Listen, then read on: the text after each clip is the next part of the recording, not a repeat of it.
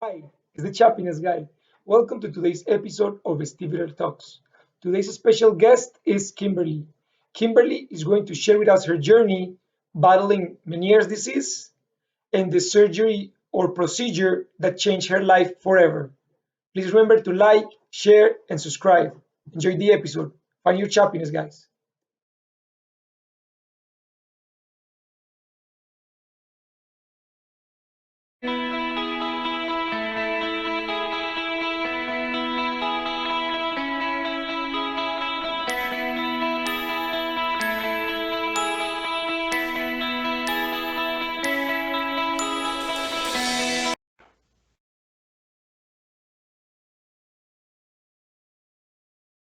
Hi, Kimberly. How are you today? I'm doing great. How are you? I'm great. Thank you for being part of this episode of Vestibular Talks. Thank you very much. You're welcome. I'm glad to be here.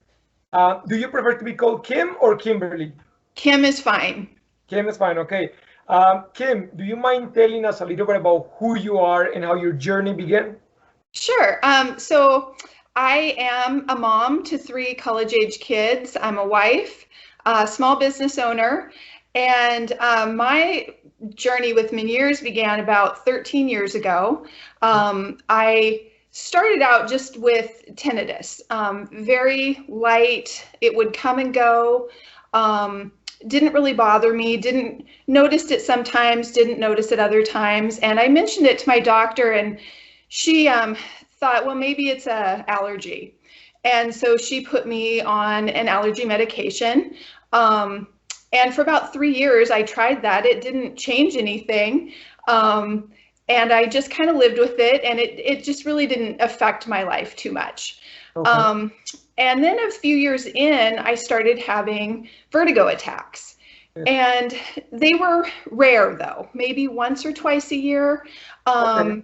Very, just randomly. I always sort of associated it with maybe I had food poisoning, or maybe I had the flu, or, they weren't consistent enough for me to really think, well, this is a pattern. And I also at that time didn't put it together with the tinnitus, that those two things could be related. So Mhm.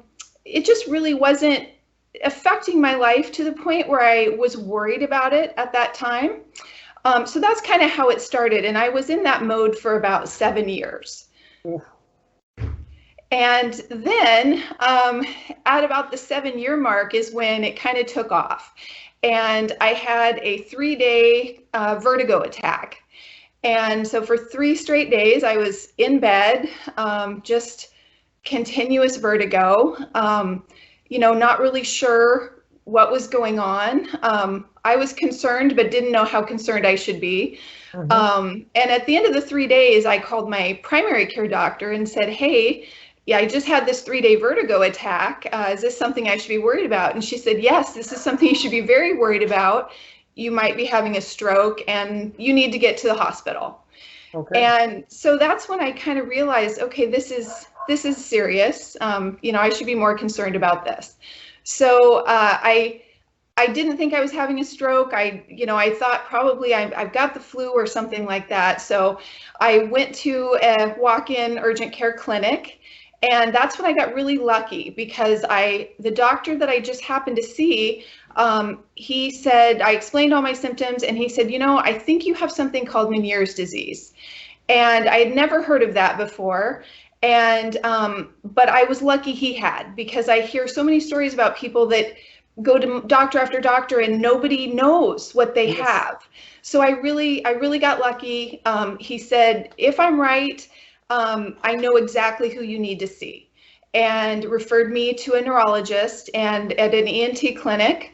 And that ended up being kind of my savior. He's the doctor that I've been seeing for the last 6 years. Mhm. And he's really changed my life through my Meniere's journey. All right, Kim. Very, very interesting. Once he diagnosed you, did he give you any medication or any pills, anything to try and kind of like lower down the vertigo? Yeah, the doctor I saw at the walk-in clinic, he put me on an oral steroid, Okay. and that seemed to help. Um, at the time. And there was probably about a 3-month period between when I was referred to my neurologist and when I could get in to see him. So the oral steroids seemed to help the first few weeks, and then it wore off, and then I started having those vertigo attacks again. So I was lucky. I was able to get into the neurologist fairly quickly. And I was also not good, but it was good that I saw that this wasn't a one-time thing, this vertigo. This was going to be something that was going to continue, and that I needed to figure out a solution for. Yeah, yeah. So, Kim, what did the neurologist say was the plan of treatment for something like this? So I saw him, and he talked to me briefly, and he said, yeah, you have Meniere's disease. And I said, well, how do you know? And he said, there's no blood test. There's no, we didn't do any tests. It was just, you have Meniere's disease. And he said, I know because I've been doing this for 30 years, and I can just tell you this is what you have. And by the way, the tinnitus is related. And he said, we can do a few things, but he said, everyone's Meniere's is different, and your symptoms are going to come and go and change, and we're just going to have to kind of figure out a course of treatment that works for you at the time. So at that point, really all we did was he put me on a diuretic. He gave me some meclizine and some scopolamine patches, and sort of said, use these as needed, and we'll just see what happens. And we also did a hearing test at that point, and that was the first time I had had a hearing test. I thought my hearing was pretty good, but what I realized at that point was I'd already lost 40% of my hearing in my left ear. Yeah. And so he said, this is the way it's going to be.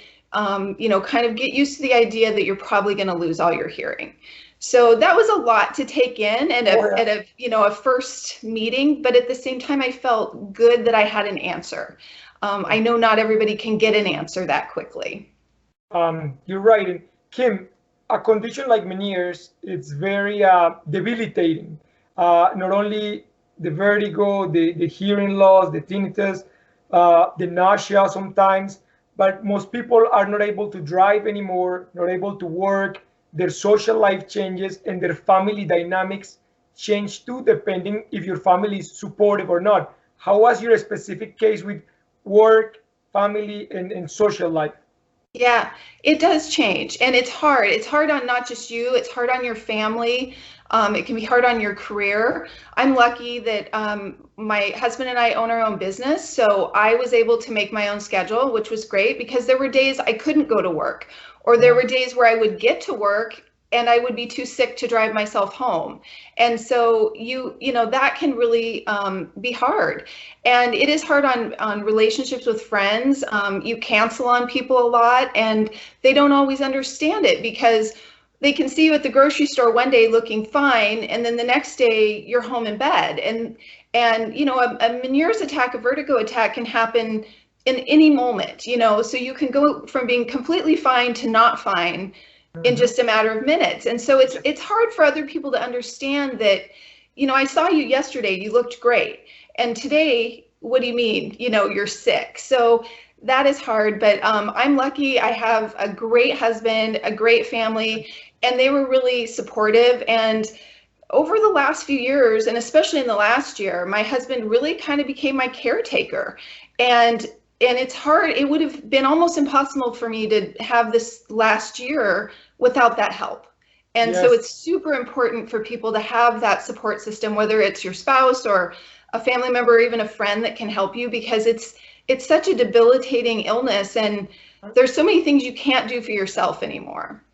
Yeah, no, you're right, Kim. The other thing that I was gonna say is, how about diet? Did any foods aggravated it, or did the doctor? A lot of people that have Meniere's, the doctors say no salt whatsoever, like stop eating salt. How was it for you? It was, that was my doctor said there are several things that I should, salt was number one. He said cut back on that. Also alcohol and sugar. really all the fun foods you're supposed to avoid. So, and I, did my best, but when you go out to eat, so many things have a lot of sodium, or you want to have a yes. glass of wine, and it's hard, to not try to enjoy yourself. But I also knew that I would be paying the price, Mhm. the next day. So you try to balance it. It is hard. It kind of takes the fun out of some things, but Yeah. you have to do it. It for me it did help. Avoiding the salt and the sugar and the alcohol and all those processed foods. Yes. That was something that helped me. So I knew it was something I needed to do. But it's not always easy to stick to that. Oh, I know, I know. I live it too, Kim. So I know it's hard. It's Yeah. sometimes you feel, like you said, you feel guilty if you even want to have a little bit of something that has sodium in it, or something that has sugar, because you know you're gonna pay the price with symptoms right after. So it's yeah, you're right. Yeah. Kim, as you know, these conditions create a lot of anxiety. It's a mental game as well. Not only the physical aspect, but it's very mental, because you're constantly worried. You're like, is it going to happen again? Am I going to have a vertigo attack in the middle of the street? Am I going to be able to drive? Am I going to be able to live a normal life? How do you cope with the anxiety and stress that this brings?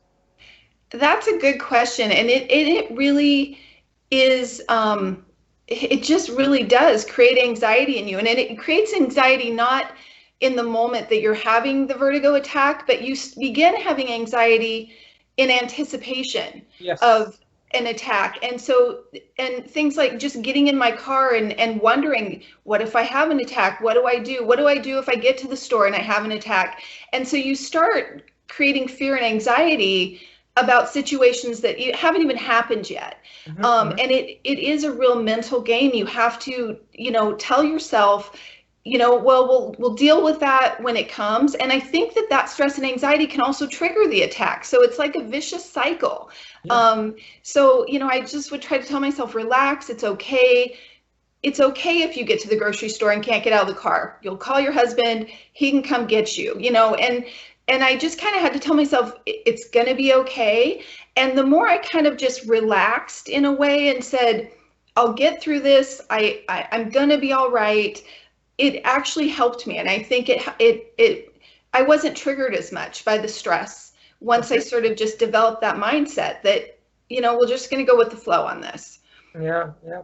Kim, often with these conditions, they happen from 1 minute to the next. Like one day we were healthy, and then the next day this hit us, and we don't know what happened. Did the neurologist give you any kind of like insight on whether this is congenital, or is it hormones in our body, or is it a viral attack, or is it just the luck that we got this thing? Like, did he say anything? He didn't give me any specifics, and I asked those questions. I said, why do I have this? And he said, we don't really know. There are a lot of possibilities, but again, you can't just do a test. You can't just draw some blood and say, well, it's genetic, or it's maybe you had a head injury, or who knows. There's so many possibilities of how this started and why it started for you. So I didn't have an answer. And with Meniere's, you kind of have to live with that. You just kind of have to live with this is it. And I guess ultimately it doesn't matter why. It would be nice to know why, but more importantly is, how do I live with it now? Yeah. How do I get through the day with it? How do you manage it? Now, speaking of managing it, when you reached out to me online, you said a very interesting thing that I was very excited to talk to you about. You had this medical procedure that not many people have had. The people that I know have had it said it works. So can you please elaborate a little bit on that? Sure. So I recently, about 7 weeks ago, I had a labyrinthectomy. And so Meniere's is a rare disease, and a labyrinthectomy is basically a rare procedure for a rare disease. So, you don't know anybody that's had that. I don't even know anybody that has Meniere's. I don't know anybody that's had a labyrinthectomy. And but I know there's people like me that are considering it and want information, and it's so hard to find. And I searched everywhere to find somebody that's had this procedure, tell me about it, tell me what I should expect. And you can find all kinds of medical journals and, scientific papers about the procedure, but, what is it really like? And so that is why I think your talks especially are really important, because it puts that information out there for people that they're scared. If they were like me, they were scared to do it and weren't sure about the outcome and will it work, and they just want more information. So my decision to have the labyrinthectomy wasn't really a hard one, because of the condition I was in at that point. And so I guess to go back a little bit, my last year and a half, basically starting in the spring of 2000, is when my Meniere's just went crazy. I was having almost daily vertigo attacks. I started having PPPD, which is the dizziness. So even if I wasn't in a vertigo attack, I was dizzy all day, every day. I had debarkment syndrome, which is where you feel like you're on a boat. And I developed nystagmus, which is where your eyes spin, sort of, you feel like your eyes become a slot machine.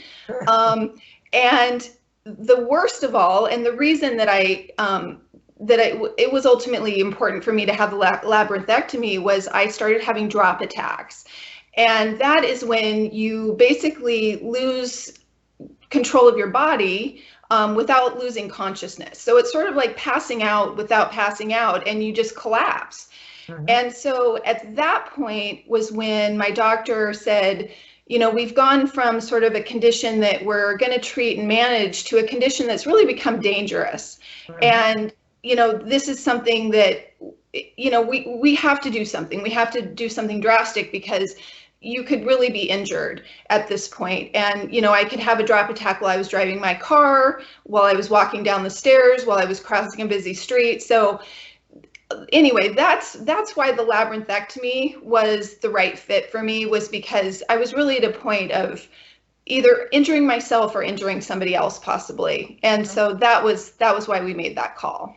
All right, Kim, and the procedure itself, is it like is it a surgery that takes a few hours, or does it take a whole day? Like how the procedure itself, how is it? Okay, so it is a surgery that's done under anesthesia. So they put you out. The total length of my surgery was about 2.5 hours. Okay. And there's a couple ways they'll do a labyrinthectomy. One is to go through your ear canal, or the other is to go behind your ear. And so that's how my procedure was done, behind my ear. So they do an incision from the top to the bottom of the back of your ear, and basically open that up and remove your inner ear. And they also, while they do that, they disconnect the communication, basically the balance nerve between your ear and your brain. Yep. And so, so they're just basically surgically removing the problem. And they pack that area full of whatever their medical stuff is, and they sew you back up. And when I came out of anesthesia, I had a kind of look like a football helmet on my head to keep pressure on the wound. And I had an incision, and, general just surgical discomfort, normal surgical discomfort. But when I came out of the anesthesia, I was having a nystagmus attack. So I couldn't focus my eyes. And which concerned me, except my doctor had warned me. He said, look, when you wake up, you may be having a vertigo attack. You may, because your body's just sort of triggered by that removal of that organ. And so I remembered, I said, okay, he told me this could happen, I'm okay. And that nystagmus lasted for about 12 hours. And then that gradually just wore off, and I was, fine after that. I was sore from the surgery and all that, but I was better. I could tell that I was different. And now, Kim, post-procedure, what is life like after the surgery? Like, how do you feel? What are the symptoms? Like, any improvements? Oh yeah. So all my Meniere symptoms are gone, which is great, as they should be. I mean, technically, I shouldn't be able to have any more vertigo attacks, or the inner ear is what has been causing all of that, and it's gone. So all of my Meniere's symptoms are gone, with the exception of the tinnitus, which will not go away. But that's okay. I've learned to live with it. I did notice that pre-surgery, I had about 3 tinnitus tones always going at once. I'm down to 1, which is Yep. nice. So that's been an improvement.